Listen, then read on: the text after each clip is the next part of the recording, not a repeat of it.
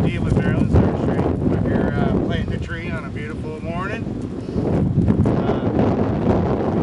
You want to dig your hole, get it just as deep as the soil that's on the root ball. You want to scar up the root ball as best you can so you don't have any roots that keep going around in a circle. And make sure that your dirt level is same with the ground level. And then you just start packing dirt in around it. How big do you want that hole to be, Steve? Huh? How big do you want that hole to be? Well, typically you want to be at least a couple inches to 6 inches wider, just so it doesn't have too much loose soil to fall over in these winds like we have today. You want to make sure that your dirt's real loose when you put it back in there, and you just want to make sure you don't have any air pockets or anything like that, and you want to pack the dirt as best you can around it. A lot of times they say you want to do it twice the size of the bucket. Sometimes that's bad, sometimes it's good. It just depends on what part of the United States you live in. Here, a lot of winds, and you want to make sure that the tree stays upright unless you want it to stay. What would you say to the customer if the ball has burlap around it, Steve? Then you want to peel back the burlap, and then the top ring of the wire cage. You want to make sure that you either cut that off or bend it down, so all the feeder roots that are typically within the first six inches or so of the root ball actually have something to go out into the native soil and anchor your tree. Otherwise you could hurt your roots over time if you leave that wire cage up there. The one on the bottom usually is not a big deal, but you do want to make sure that you got some decent good feeder roots going out. So if it comes with burlap around the ball, you just peel the burlap back and just keep it in the hole? Just enough, about halfway down or so. The burlap will eventually disintegrate, so you don't really have to worry about that. The wire cage is the most important. Okay, we'll let you fill in the dirt and we'll be back.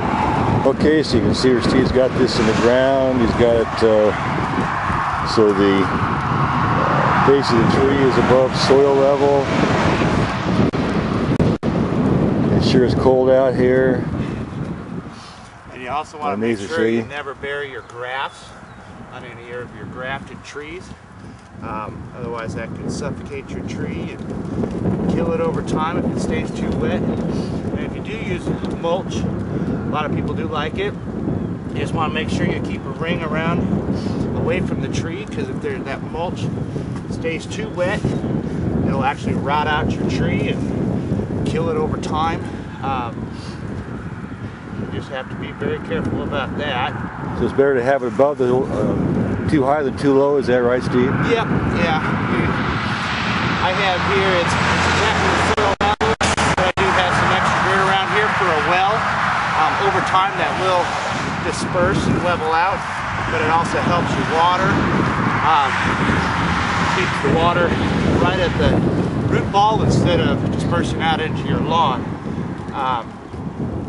And if you do want to double stake it, depends on where your prevailing winds come from.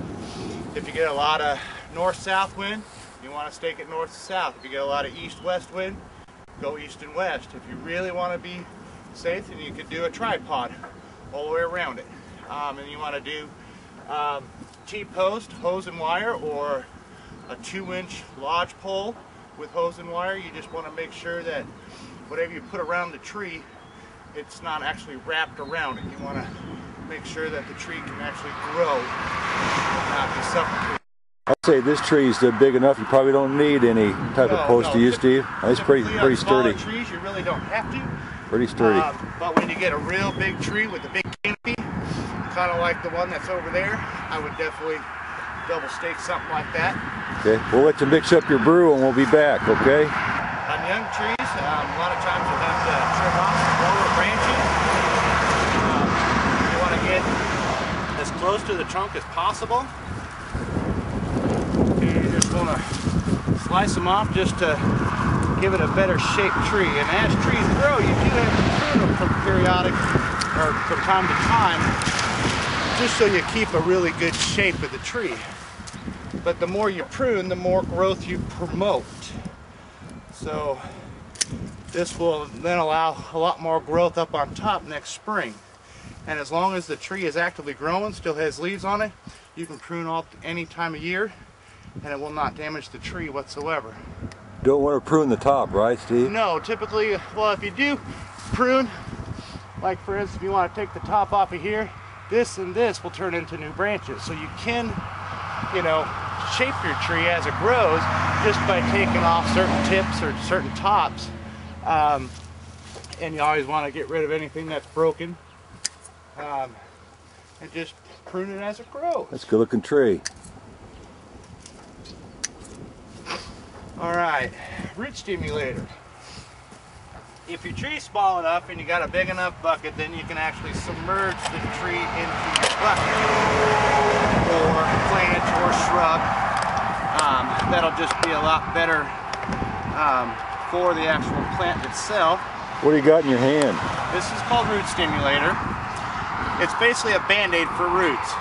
Anytime you pull a tree or a plant out of a pot, you actually do damage roots. You kind of scar them on the sides. So this is kind of like putting a band-aid on a root ball or root, and it just also promotes new growth of new roots as it goes through the winter. And you basically want to do 3.5 tablespoons per gallon. So we got, what, about 3 gallons in there?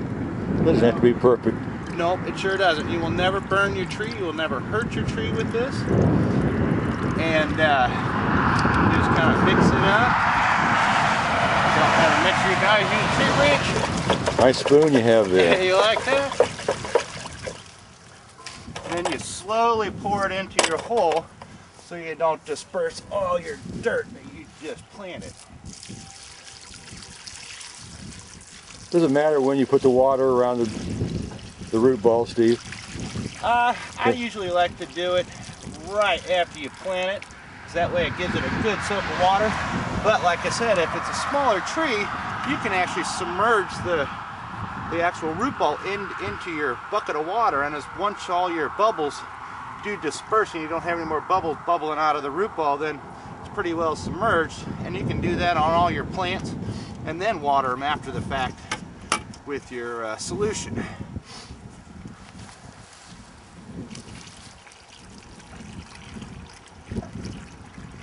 All right, Steve, it's cold out here. Let's head to the nursery. It's been Steve Younger on How to Plant a Tree. Thank you.